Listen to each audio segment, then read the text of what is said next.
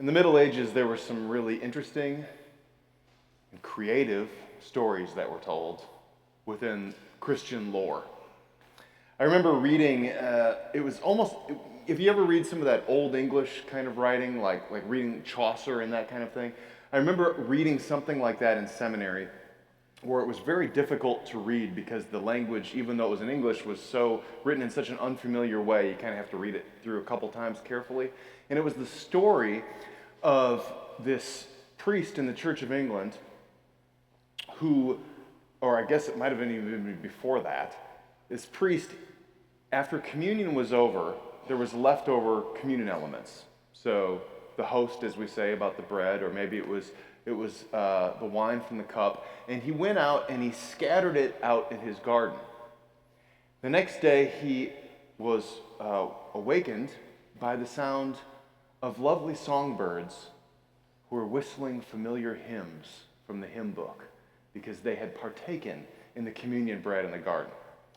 These stories like this were kind of common in that time and place, these stories that were unique and sort of fanciful. There's another legend that comes from the British Isles from the same time period of a woman, a saint who's known as Saint Ia, sometimes pronounced Saint Aya. Her name is I-A.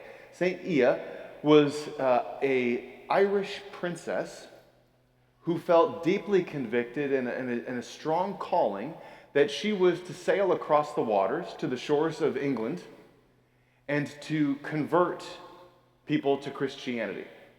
She felt deeply committed about this, and she was prepared to leave everything behind.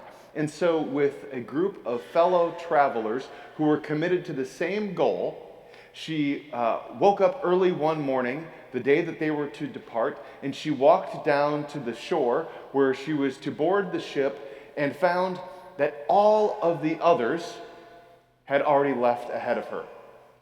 She had literally missed the boat. She was devastated by this. And looking at the water and contemplating what to do next, the legend holds that she saw a leaf floating by in the shallow water. She picked up a stick for reasons the story does not tell. She touches the leaf with the stick, and as she holds the stick onto the leaf begins to grow and grow and grow until it's large enough for her to step on, and this leaf becomes a boat and transports her across the channel where she is able to reach the shoreline and then begin her work and her ministry of converting people to Christianity. She landed in a place that today is the name called Ia's Cove, or in Old English, Ives. So St. Ives is the name of that location, which you may know as somebody who, if you've been to this place, apparently it's a lovely beach town. It's also a lovely skincare line of products. But St. Ives is named for St. Ia, and Ia this is her story. And as I was listening to her story, I mean, there's part of the story that I think we are probably most likely to gravitate to this magical part, this miraculous part where this leaf begins to grow and grow and grow. But what I was really struck by in her story this time as I heard it, and I only heard it a couple of months ago for the first time, but what I was struck by in the story this time was what it was like to be Ia, who felt this deep calling, this sense of a ministry that she was called to, a mission that she was to embark on, and she got to the water's edge and found that those who were committed to going with her had gone on ahead of her. And she was left alone on the shore, wondering, where do I go from here? And it struck me in that moment that sort of feeling is akin to the way many of us feel when we are grieving. We talk about the saints, and we already have in the service this morning, as those who go ahead of us, those who have departed before we do, the ones that caught the spiritual boat to take them to the heavenly realm. And we are the ones who remain, the ones who stand on the shore. wondering what next. Now, my guess is that for Ia, it wouldn't have mattered if all the other townspeople would have come down and said, "Oh, Ia, it's going to be okay," and put their hand on her back and just stood with her quietly. That might have been some comfort, but it wouldn't have fixed the problem. It wouldn't have taken away her pain, her disappointment. And while we look for ways to comfort those who are grieving, it often sort of operates in a similar kind of way. For those who have grieved recently, you know that feeling. It doesn't matter how many people come to your side. It's lovely, it's touching, it makes a difference, it's important, and we'd rather have those people there than not, but it doesn't fix anything for us. It's still difficult to watch someone that we love go on ahead of us, leaving us here. Sometimes, depending on the circumstances, we even say things or think things like, "I wish I could trade places with them." Certainly that feels like the case for parents when a child is gone too soon. What would I do? I'd give anything to exchange my spot for theirs. So we know that, we're familiar with that. So that was the part of the story that stood out to me. I didn't get caught up in the miracle part, and it seems kind of outrageous, but that wasn't the point. The point was that feeling of, I guess, empathy towards Ia, seeing her on the shore in those circumstances. The passage that I read a few minutes ago from Matthew is a story that is pinned in between two miracle stories. Jesus has just been on the hillside. It's the story that he's been teaching. He's been attracting crowds wherever he's gone. I think some people have heard rumors about these miracles that he's performed. Maybe he's the guy that has sort of stood up to some of the big figures and the looming personalities of his day, and he's going to sort of make a point to sort of reframe the conversation. Maybe people were attracted to that, or maybe they were just people that were curious about what he had to say and what he was going to teach about. Maybe there was nothing else going on, but whatever reason, they went there and they gathered by his side, and that's the story where the loaves and the fishes are shared. So in the Bible, it's known as the feeding of the 5,000 or the feeding of the multitude. Whatever the case, there were scores of people who were there to witness that miracle. Then the story that follows immediately after the one that I just read is the storm is pretty violent on the Sea of Galilee, and Jesus walks on the water to the disciples who are on the ship, and he calms the seas.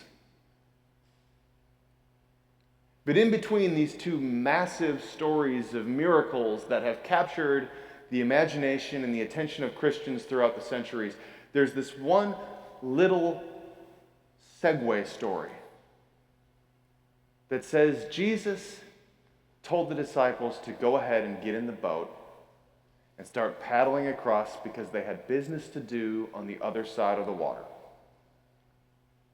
And it says that Jesus attended to the crowds.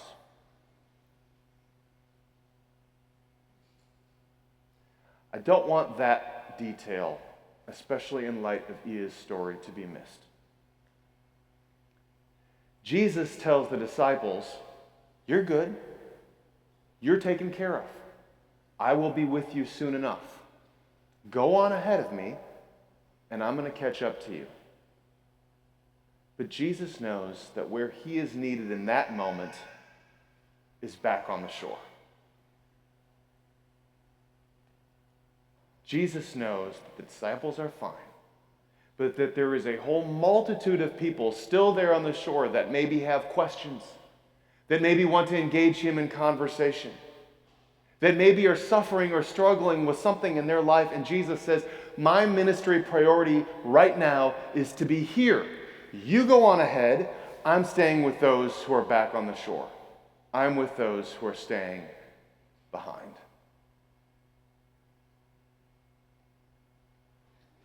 On this All Saints Sunday, I want you to remember that those of you for whom grief is still very fresh. I want you to remember this detail of the story. Do not jump from one miracle to the next. Instead, focus on where Jesus' priority is, which is to be with those who are left on the shore. That's what makes the story of Ia's miracle possible, is that when those who were with her went on ahead without her, and she was left standing on the shoreline, Jesus was there to comfort her and to provide this moment for her about the next thing. The same thing is true for us. When we feel like we are alone, when we feel, even though we may be among the multitude in our grief, but nobody quite understands what it is that we are suffering with on our hearts and the heaviness that we carry, that it is Jesus who makes his priority in those moments to be with us, to attend to our needs, to offer his care for us in those moments when we need him most.